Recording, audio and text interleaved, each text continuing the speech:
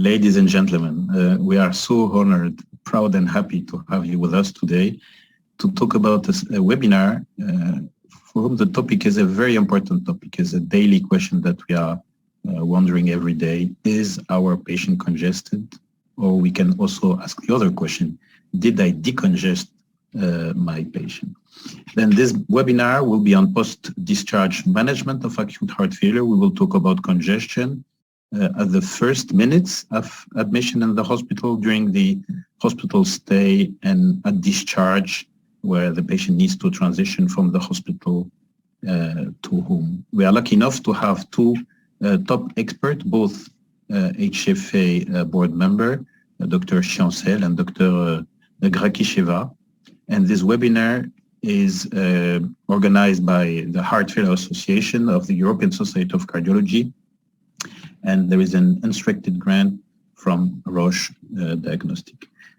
Since we would like to keep a lot of time for discussion, I propose that we start immediately with the two lectures. And I remind you that during the two lectures, during each of the lectures, there will be two MCQs, a very nice clinical case and two MCQs. And we will start with Professor Ovidiu Chiancel, cardiologist working in the CCU in Bucharest, Romania.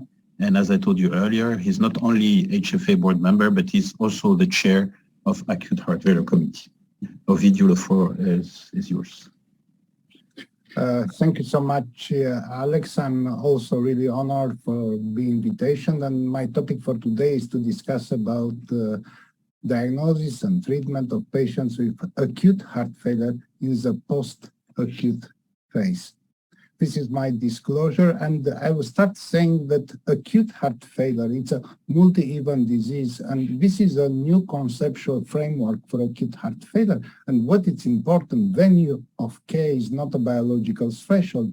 And actually, acute heart failure patients may have comparable risk to die, irrespective of decision to hospitalize versus to give intravenous diuretics in emergency department or in outpatient settings. But what is important in all the cases, the presentation is by definition unplanned.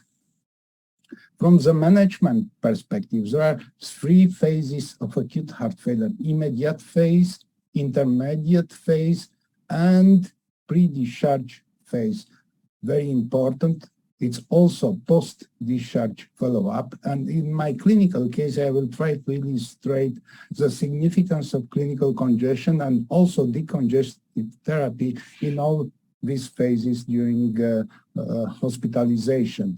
And I will share with you a clinical case, a 70-year-old male of 89 kilo, presenting in emergency department at 4 hours from symptoms onset. The main reason for presentation was acute dyspnea and palpitation, and he presented with low systolic blood pressure, tachycardic, with peripheral oxygen saturation 95%. Considering low systolic blood pressure, ramipril, which was initial treatment, was stopped initially from the presentation. Clinical exam showed the pulmonary raise, inferior third bilateral, jugular venous distension at 15 centimeter, and peripheral edema. Panel of biomarkers show high value from natriuretic peptides and high sensitivity troponin above the limit with normal lactate value, hemoglobin around 12 grams per deciliter, and serum creatinine 1.4.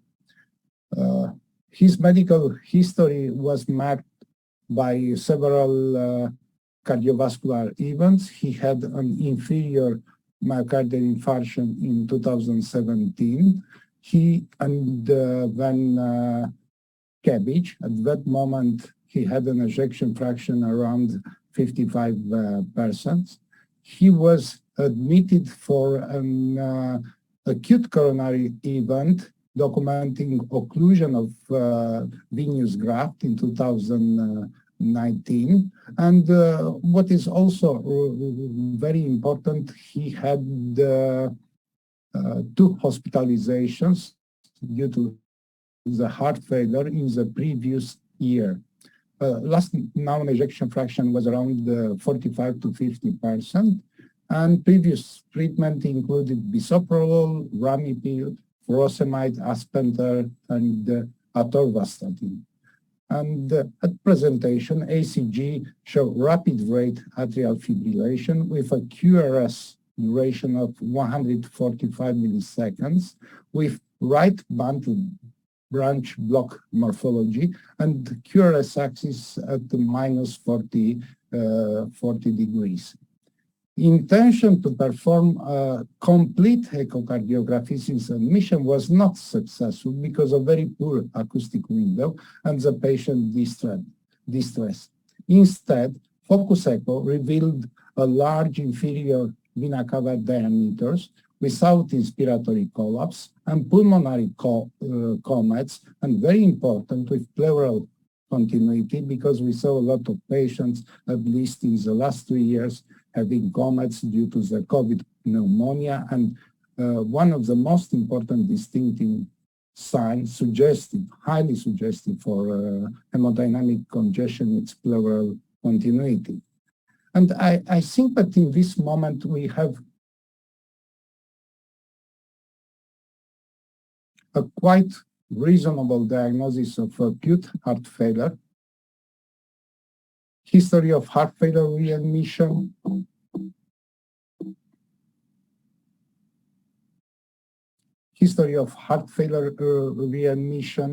sinus symptoms, and both high natriuretic peptides and objective evidence of congestion.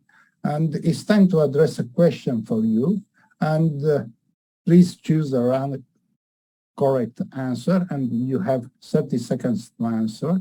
And first, it's comprehensive echocardiography is the first step for acute heart failure diagnosis in patients with left and right-sided congestion. B, treatment of congestion is always a first step for initial management of patients with acute heart failure. C, acute heart failure treatment may be started 60-120 minutes after complete diagnosis. D, identification and correction of life-threatening precipitants is a first step for initial management of patients with acute heart failure. And E, NT-proBNP is not a useful diagnostic tool when echo is available. You have 30 seconds to answer. Yeah, while there is already many people answering to the questions, and this is a very important. Those are very important questions to manage those patients.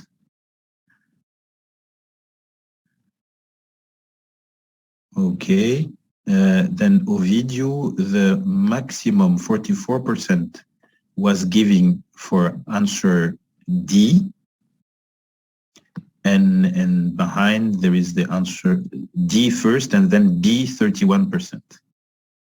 Okay, this is not bad, really not bad, and I try a little bit to answer to this question, and I would say that new guidelines provide a diagnostic workup similar to universal definition of heart failure, and is based on sign of symptoms of heart failure in the presence of cardiac abnormality, and at least one of 2 elevated natriuretic peptides and objective evidence of congestion. Diagnosis is based on medical history, on the presence of sign of symptoms with grading severity. And I should mention that also collection of vitals, it's of crucial importance. For patients hemodynamically unstable, and in order to exclude life-threatening presentation, immediate echocardiography or focus when available is necessary. Diagnosis is completed with other cardiac exams and consider natriuretic peptide testing when diagnosis is uncertain. I'll say that opposite to one of the questions addressed to you before, natriuretic peptide testing, it's a very useful diagnostic tool and should be used to exclude, mainly to exclude acute heart failure due to the high negative predictive value. When natriuretic peptides are in the green zone, additional testing are necessary like chest X-ray, lung ultrasound, or echocardiography. Other important issue, and it's also in the spirit of the current guidelines, acute heart failure is a rapid evolving condition, sometimes life-threatening, and diagnosis and management must be started promptly and in parallel. Management starts with identification of specific cause of acute heart failure, which need to be corrected urgently. And this is a nice acronym, CHAMPIT, C from coronary artery disease, H from hypertension, A from arrhythmias, M from mechanical complication, P from pulmonary embolism, I from infection, and T from tamponade. And what is important, this condition have specific management pathway and triage disposition, and any subsegment management algorithm should be implemented only after identification or exclusion of the immediate life-threatening condition. I would also like to say that acute heart failure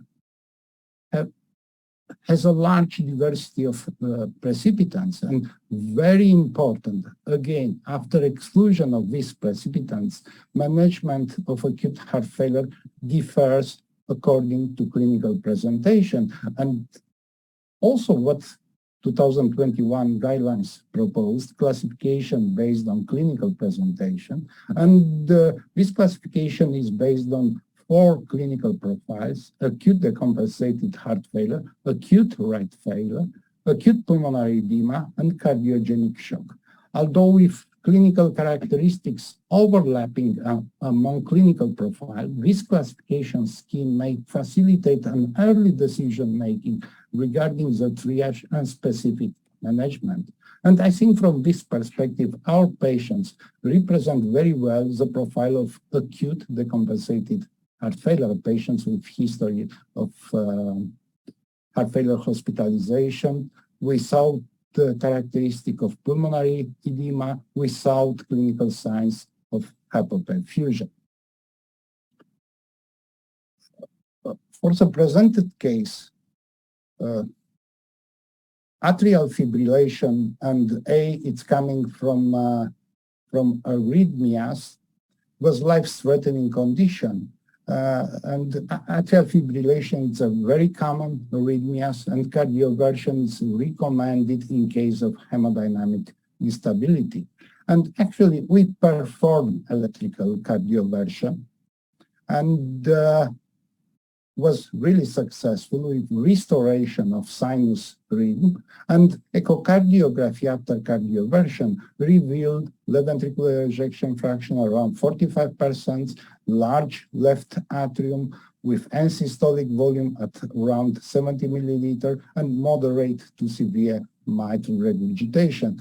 And I would note posterior wall hypokinesia and pericardial hyperechogenicity. The patients after cardioversion remains congested, and he received IV furosemide, continuous infusion, 100 milligrams per day. After 48 hours of continuous infusion of furosemide, clinical condition improved substantially, although with residual signs of systemic congestion. However, clinical improvement allowed to reinitiate ACE inhibitor and to make transition from IV furosemide to oral furosemide. The main issue here remained However, how to explain right-sided signs of congestion in a patient with heart failure and mildly reduced ejection fraction? And I have a new question for you, and you have again 30 seconds to answer. A, patients with acute heart failure and mildly reduced ejection fraction or preserved ejection fraction have significantly lower rate of congestion compared to reduced ejection fraction patients. B, left ventricular ejection fraction. It's a decisional parameter when initiating acute heart phase therapies. C, right-sided congestion. It's completely uncommon in acute heart failure patients with mildly reduced and preserved ejection fraction. D, in acute heart failure, type of intensity of IV decongestive therapies is similar irrespective of left ventricular ejection fraction category. And E, NT-proBNP decrease has no any prognostic value. You have 30 seconds to answer.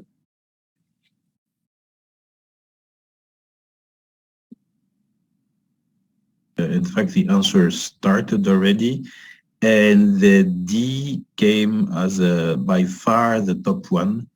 D, in acute heart failure type and intensity of IV decongestion therapy is similar irrespective to left ventricular ejection fraction category, 60%.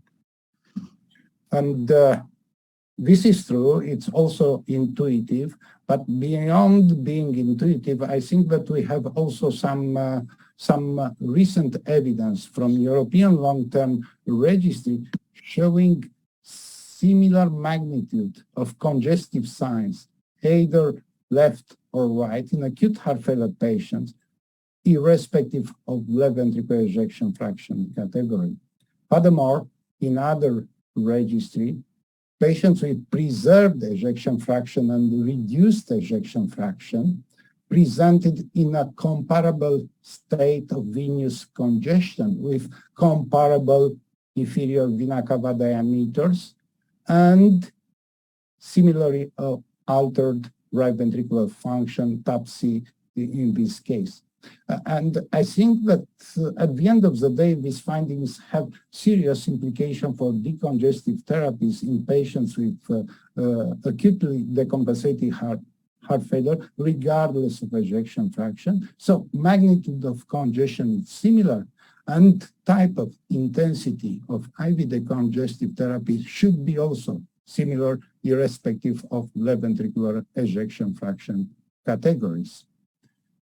This is a decisional tree for patients with acute heart failure, considering each clinical settings. Management in post-acute phase considers comprehensive assessment of cardiovascular substrate and identification and treatment of non-cardiovascular comorbidities and selection of candidates for intervention. And this is one of the most important clinical message for the post-acute phase for patients with acute heart failure.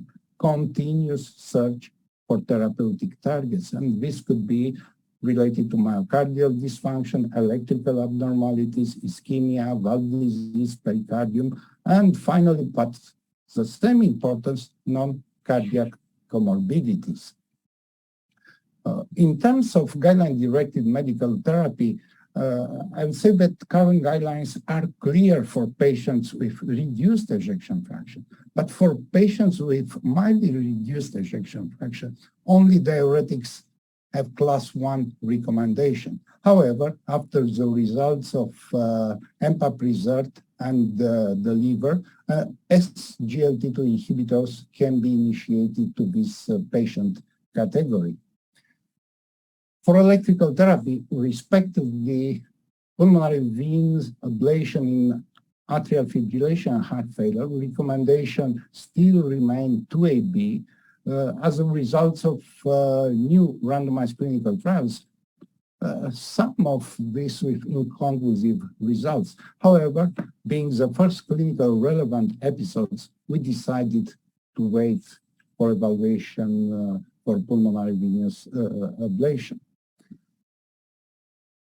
Also, on important clinical particularity, of our patients was discrepancy between left and right congestion. And we published, let's say, 5 years ago, this clinical picture showing 4 phenotypes of right heart failure. The first phenotype is related strictly to right ventricular dysfunction. The second phenotype is related to primary tricuspid regurgitation. The third phenotype is related to acute increase in pulmonary vascular resistance. But the fourth phenotype is related to pericardial constraint. And just to remember from our clinical case at Echo, hyperechogenicity of posterior wall and pericardium, and we performed cardiac magnetic resonance, which documented thickening pericardium 5.4 millimeter, more at right ventricular than left ventricular, supportive for a constrictive pathology. Other important targets are related to non-cardiac comorbidities, and our patient has been screened for iron deficiency, and the results revealed low value for ferritin and also low value from transferrin saturation, which are both diagnostics for iron deficiency. And we decided just before discharge to give the patients IV ferric carboxymaltose with reassessment of iron deficiency status of 6 weeks. And this is also in the spirit of the current guidelines. Screening of iron deficiency as class 1 recommendation. And furthermore, a firm AHF trial showed benefit in terms of reducing number of readmission, also in heart failure patients with mildly reduced ejection fraction.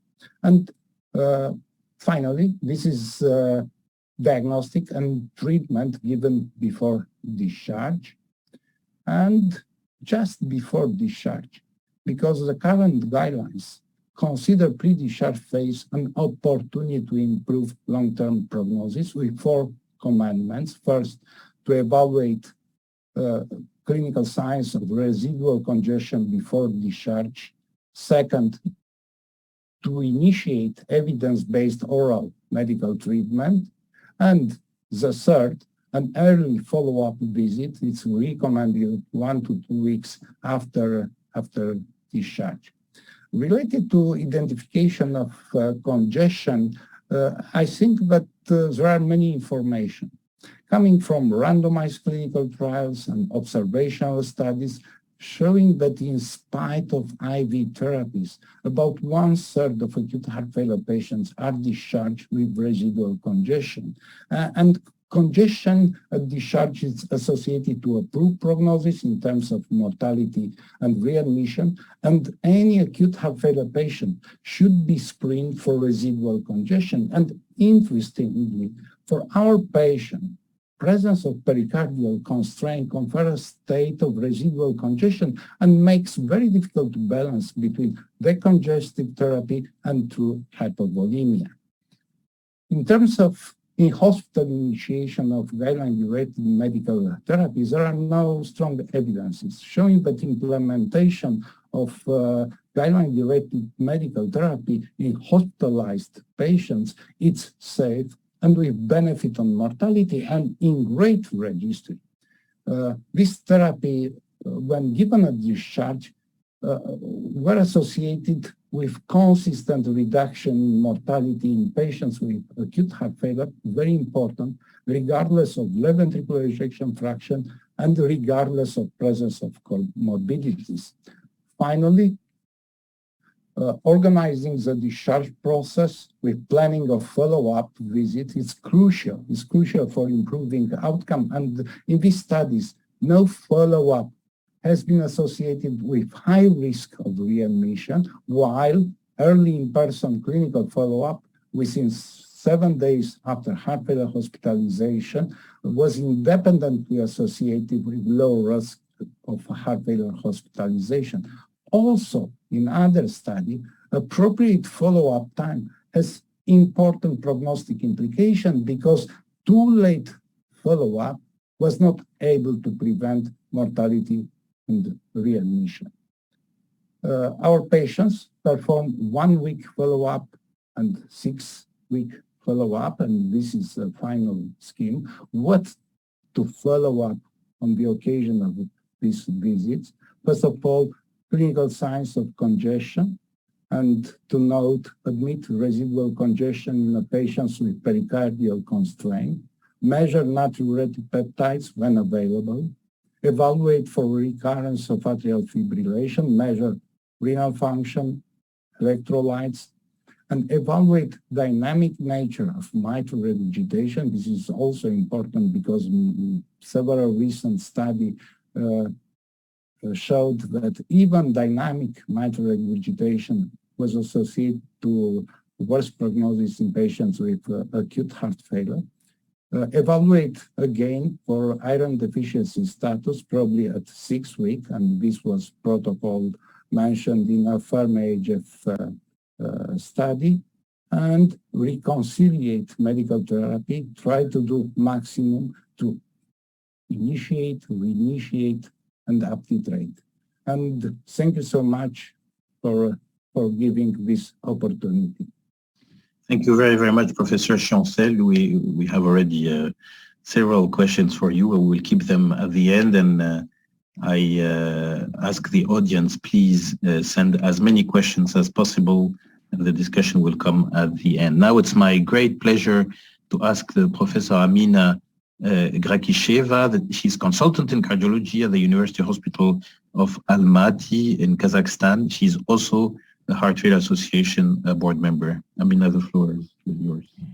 Thank you so much, Professor Mebaza. And it's I'm very honored to be here between, as I already told, between two giants in acute heart failure care. And actually, after a very extensive talk of Professor Chancel, what can I say? What can I add to? But I'll try my best to add a little bit to the acute heart failure care in a post-acute phase. So I have nothing to declare, but I would like to start now from the end. So post-discharge, at post-discharge, the prognosis is poor because hospitalized heart failure is associated with unacceptably high post-discharge mortality and rehospitalization rate. That means that the risk extends beyond hospitalization. Therefore, we need to do our best in a hospitalization phase. And I would like to go to the patient. So 69-year-old female, 90 kilograms. 2010, she was diagnosed with hypertension, hypercholesterolemia. 2015, type 2 diabetes, and 2019, it was a current, for that time, presentation for emergency department with acute dyspnea, edema. Her blood pressure was not so bad, 100 to 60, heart rate 70 per minute, respiratory rate 20 per minute, saturation, oxygen saturation 91, pulmonary rails, GDP was high, 16. As for laboratory tests, also very high NT-proBNP level and high sensitive troponin I, hemoglobin and creatinine were normal. What we also could see on her X-ray, we see a pulmonary effusion, we see enlargement. As for ECG, well, there is no a very high heart rate, but we see here a horizontal ST segment depression from V4 to V6, and actually it's irregular rhythm. So echo showed us a very almost akinesia of the septum. It's seen here for apical 4-chamber view. As for 2 apical chamber view, we see here as the same for posterior wall. We see a diffuse hyperkinesia. We also, what we have by now, so according to heart failure guidelines, to establish, to confirm acute heart failure, we need symptoms and signs. We do. We need also changes with the investigations. We have seen ECG changes, pleural effusion, a high sensitive troponin level, a high NT-proBNP level. So we are really talking about acute onset of a heart failure. And actually, my question is related for symptoms and signs, are they different for HFrEF and HFpEF? And the answer are following. HFpEF is usually asymptomatic. HFrEF and HFpEF both present with symptoms, but they are sufficiently different to allow a distinction between the two entities. HFrEF and HFpEF display similar symptoms, but can be differentiated based on vital signs. HFrEF and HFpEF display similar signs and similar symptoms. And you have 30 minutes for voting. Let's say 30 seconds. I mean, I'm sorry. Well, I was thinking, yes. This is a very important question because I can tell you many residents and fellow are wondering whether there are differences between HFrEF and HFpEF in terms of it is because it's very, I mean, there are very many questions. What kind of symptoms are related to HFrEF and for HFpEF? And should we really considering and should we really seeking for them? But it's very important. That's true.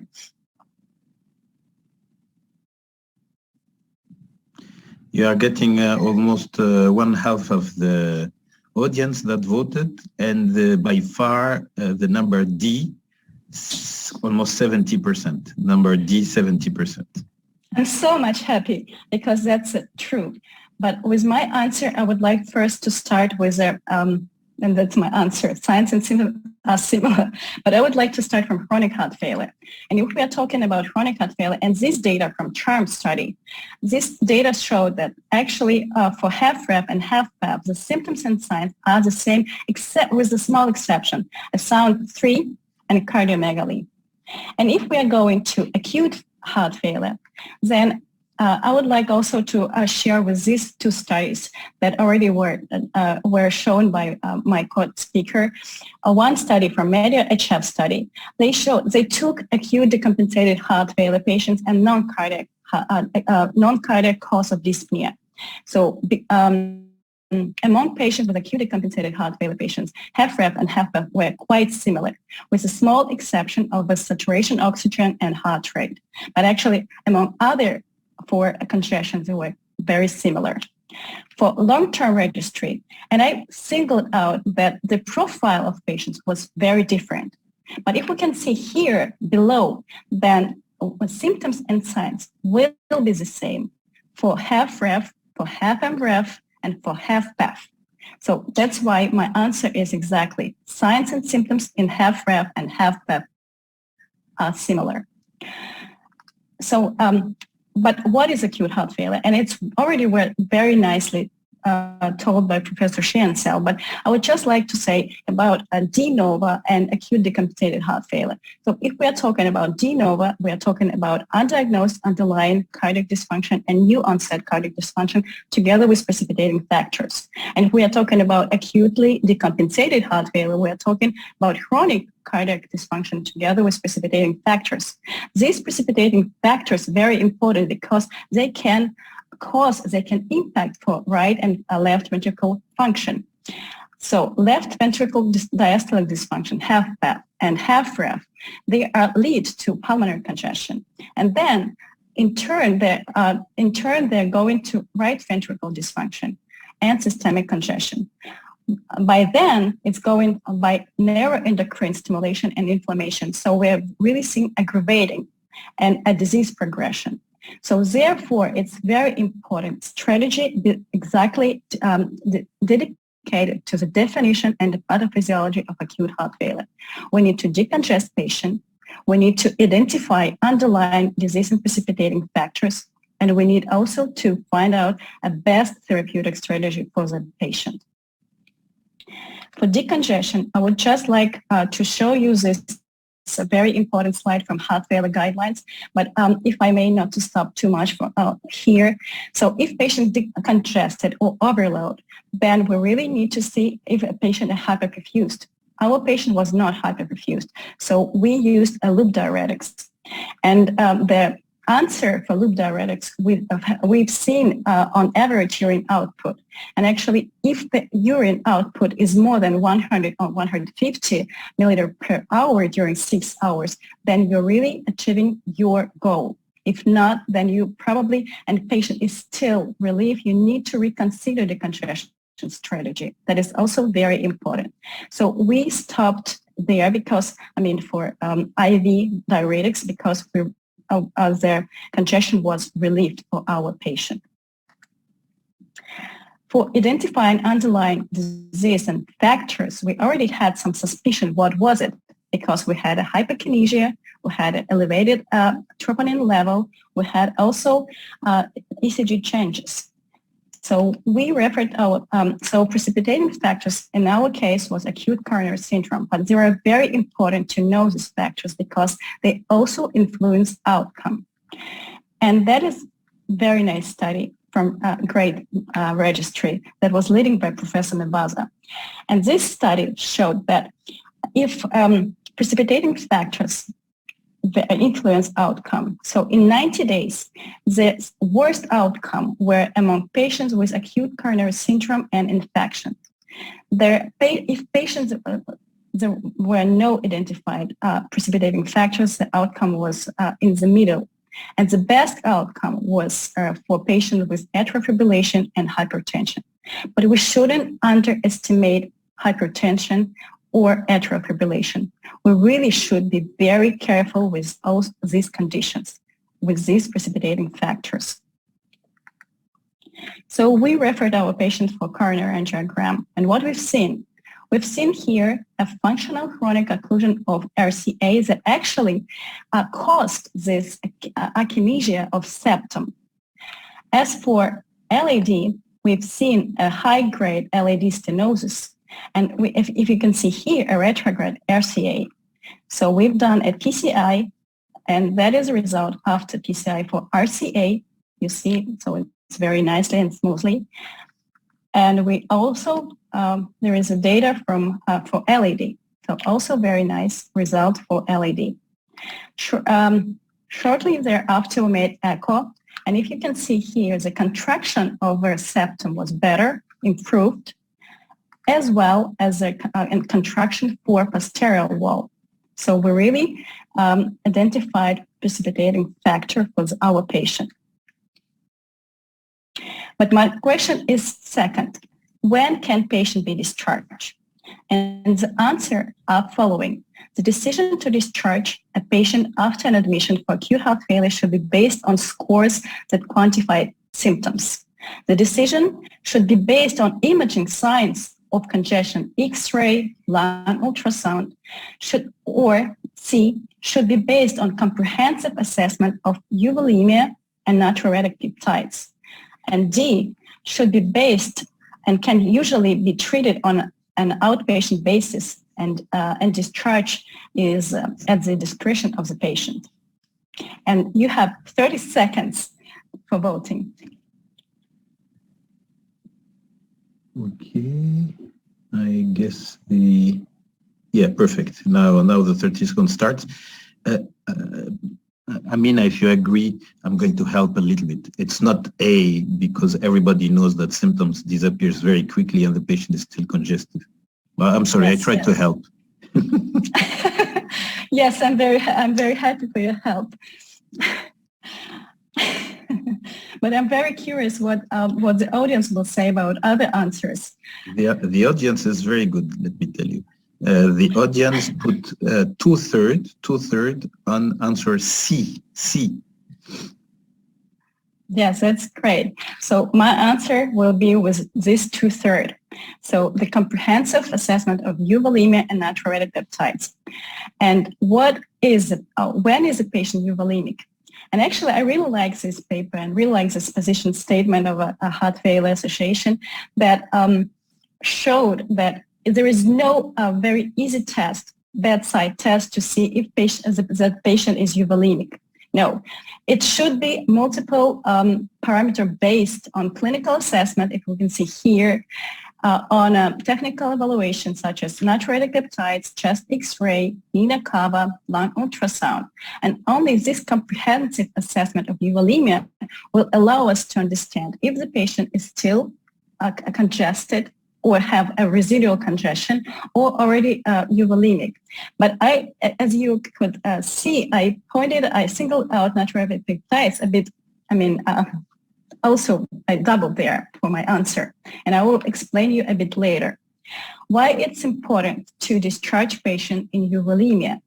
Because if patient will have a residual congestion, it's already was shown by Professor Shiansao, but actually it's very nicely shown that if patient will, the patient will have the highest risk all-cause mortality if significant congestion will be by day 7, compared to no congestion or mild congestion for 180 days. The same we can say about heart failure rehospitalization. So for, by 60 days, significant congestion by day 7 will have the greater rate of hospitalization compared with no congestion at all. That's very important.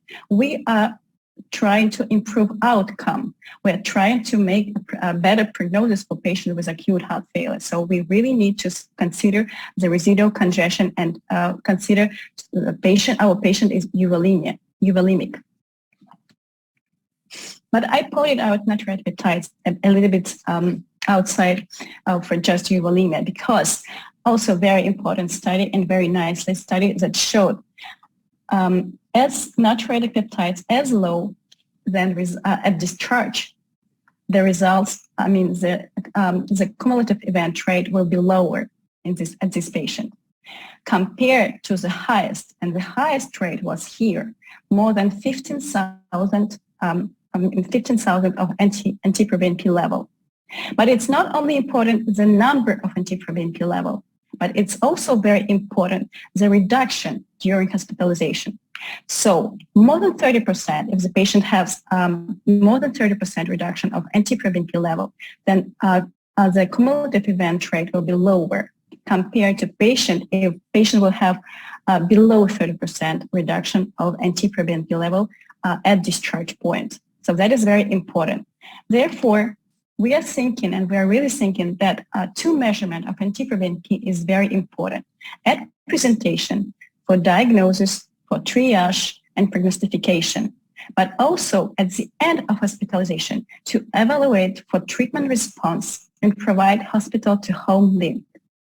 Of course, 30% drop is desirable and lower is always better.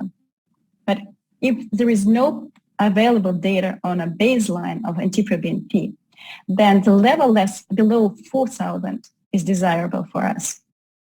Non-falling or rising values identify a patient at imminent risk for rehospitalization and or death.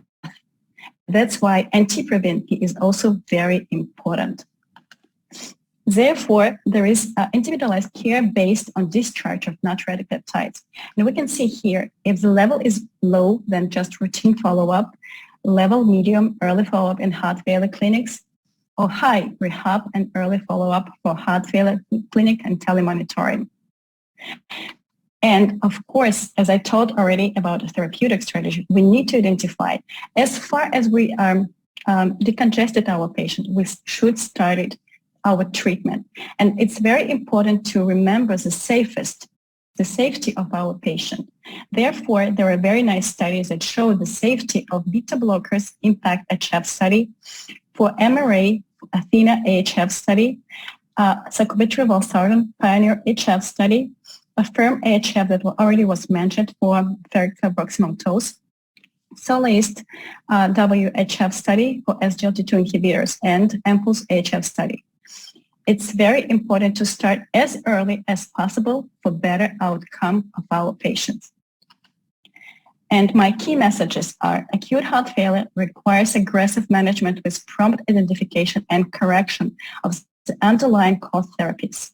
It is important to realize that risk extends beyond hospitalizations and discharge needs to be prepared systematically. Comprehensive in-hospital assessment of prognosis is based on numerous variables and that have shown to have independent value of predicting mortality and may become possible therapeutic targets. Thank you very much for your attention. Thank you very much. Really, I'm lucky to be part of this webinar and listen to these two great presentations. We have indeed many questions. I may start with one for Ovidio, and then Amina will take the next one. Ovidio, for the early phase, we have one of our colleagues who said, does diabetic mellitus affect the strategy that you are doing in the first hours concerning assessing congestion, managing congestion?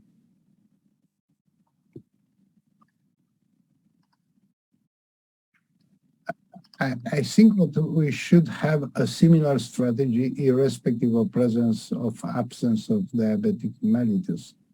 Only one problem occurred of high value of hyperglycemia, and we need other metabolic strategies. But in terms, again, of intensity of assessing congestion in the first minutes to presentations, there are no differences between diabetic and non-diabetic patients. Thank you very much. Amina, we have very, very practical questions for both of you. And here's a question for you, Amina. Which is more important in the acute in-hospital management of the patient? Is it to achieve normovolemic status, or is it to start heart failure medications? And I would add, or the two. From my point of view, I would consider the last answer. I mean, both of them are very important. It's important to achieve a normovolemic of a patient and also to start their treatment as early, as I already said, as possible, because this treatment are really shown a better prognosis and outcomes, improving outcomes. And we already seen that if their patient is not normovolemic, then the prognosis is poor. So it's like important from both sides. Right, yeah. And yeah, Ovidio? So Alex, I'll be more balanced from this point of view, and I should agree with Amina that we should move from heroical perspective in emergency department from pre-discharge or end of hospitalization phase. But we should transmit a clinical message to our clinician, because it's the first hour of presentation are the most difficult hours of acute heart failure patients. And this is still a part of medical art, since 20 years of clinical trials showed negative results of IV infusion given in the first 24 or 48 hours since presentation. But clinician art, clinician experience, clinician expertise to evaluate congestion, to identify life-threatening precipitants, and very important, the cause of acute heart failure remains crucial. Without cause, the prognostic is usually dismal. Yeah, and this is reality of acute heart failure. Beyond of any political assessment and to move to the left to pre-discharge, we should treat in emergency department, in CCU, in ICCU, critically ill patients with acute heart failure. Ovidio, still a question for you. Vasodilators in acute heart failure. In the guidelines, it's written vasodilators are recommended if systolic blood pressure is higher than 110 millimeters of mercury. Then, in your opinion, is there indications for vasodilators in acute decompensated heart failure with a low output state? So, Alex, this is because of one of your trials, and actually two recent trials, Galactic Jeff and Elizabeth trial, showed no any benefit from sustained vasodilation in the first hour of patients admitted with acute heart failure. But this is true in patients with acute heart failure and low cardiac output. When on hemodynamics of these patients is on descendant part of Frank-Starling curve, maybe at least rationally speaking, a benefit of vasodilator therapy. But we should remember that we have only one study, not replicated study, on a very few patients. So beyond our pathophysiology thinking, we should look for more evidence saying that this is making true sense. Thank you. Amina, a challenging question. Acute heart failure and ischemia. We heard earlier Professor Chancel describing the champit, and indeed among the champit there is ischemia. Then the question of our colleague is, first, all patients with acute heart failure may have a rise in troponin, question mark. And when would you advise a coronary angiogram? It's really very tricky question.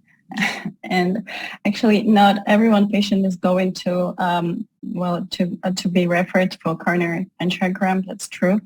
But I think that it's very important to know, to see the level of the troponin level. That's also very important because it's increasing in acute heart failure, but it will be a substantial increase if it's belong to acute coronary syndrome. We need to look for symptoms and signs because acute heart failure will also have some kind of additional symptoms and signs. Also, it's very important ECG and echo.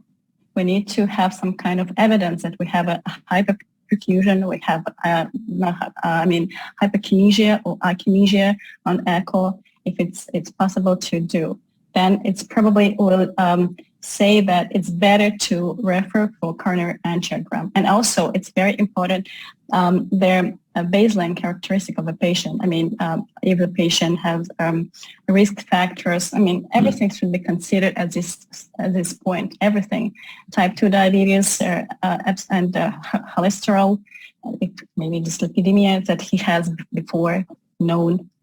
So. Yeah, it's true. It's true that heart failure patients, whether HFrEF, HFmrEF, or HFpEF, usually they have all the cardiovascular comorbidities. A question for Ovidiu. Until which level of creatinine rise can I still consider it as a worsening renal function related to decongestion?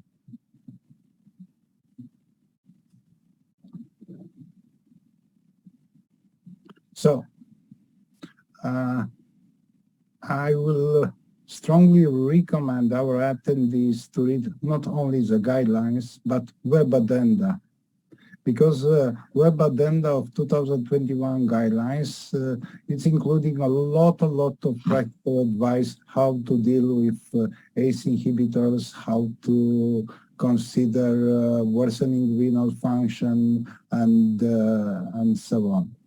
So an increase of more than 20% of creatinine value, we call it worsening renal function. But this is actually not true worsening renal function because increasing creatinine it's expected in the settings of decongestion. True worsening renal function means worsening of creatinine alongside with worsening signs of congestion. And this is worsening renal function. Yeah, I agree. I think we should say it again and again and again. The kidney is not worsening and there is no further kidney dysfunction when you decongest the patient. Amina, the patient is leaving the hospital and you are going to optimize therapy. And here one of our colleagues asked whether you would advise to start MRA first, or would you first start with beta blocker and ACE inhibitor? Then I would like also to repeat that Professor Chancel said. I would like to repeat our audience. The Heart Failure Association made so many nice statements, the guidelines. And there is very nice statement on personalization of a heart failure treatment. So it's very important question from what we should start to. But it's also very important to know what kind of what this patient has what is the creatinine level, what is the heart rate, what is the blood pressure. I mean, everything should be considered to start I mean, but I would, and I would really like to refer to this statement, but from my point of view, if it's paid, well, I would like to start and actually with SGLT2 inhibitors and, but I mean, in a discharge point and MRAs. That's true. But other drug treatment should be based on if it's low heart rate, it's a bradycardia. I won't start with a beta blockers. If it's low blood pressure, I won't start with the AC inhibitors or with ARB or RNA. Ovidio, would you comment on SGLT2 and pre and post discharge based on the Impulse trial? Yeah. Actually, Impulse trial was till this moment a unique piece of evidence showing that initiation during hospitalization in stable patients of SGLT2 inhibitor like empagliflozin was associated with all, and this is important because they used a very nice statistical method, totally different to Kaplan-Meier to assess a combined endpoint. They used a win ratio statistical method, and actually initiation of empagliflozin during hospitalization stable patients was associated to decrease in mortality, decrease in time of increase in time to first hospitalization, decrease in number of recurrent hospitalization, and a better decongestion. And actually, to be honest, we learned this finding from soloist worsening heart failure. In soloist worsening heart failure, initiation of sotagliflozin during hospitalization in patients with worsening chronic heart failure was associated with a significant benefit on a combined endpoint. I'm strongly supporting initiation of SGLT2 inhibitor, either empagliflozin or dapagliflozin, and we should wait for the results of dapagliflozin study in acute heart failure, and probably would be a class 1 recommendation in stable patients with reduced outpatients with reduced and preserved ejection fraction, but will be also probably class 1 recommendation to initiate during hospitalization in stable patients. Very nice. There are several post-hoc analyses showing that empagliflozin improves the decongestion, decrease intensity of diuretic therapy. Thank you so much. We arrive at the end. Amina and Ovidio, just one sentence summarizing what you feel it's a very important message. Amina? I really think that we really need, and it's very important that we started with we started about talking of congestion. It's very important to consider congestion, to try our patient to be normal volemia or euvolemia, and it's from my side. And we shouldn't underestimate acute heart failure hospitalization because the risk beyond that is important. Ovidio? I think from, at least from my perspective, we should remain physician at the end of the day, not only reading or understanding clinical trials. We are medical professionals, and at the end of the day, we should take care of the life, well-being of our patients, so remain clinician. Thank you very, very much. Again, I think we are so lucky to have both of you here. This was the post-discharge management of acute heart failure, and the two lectures were based on the diagnosis of congestion at admission during the hospital stay and at discharge. This is a webinar of the Heart Failure Association of the European Society of Cardiology, and there was an unrestricted grant from Roche Diagnostic. Thank you for all of you to stay until the end, and I hope you liked this webinar as I did. at least we see that there was a large attendance. Thank you very much and see you soon. Thank you so much. Thank you.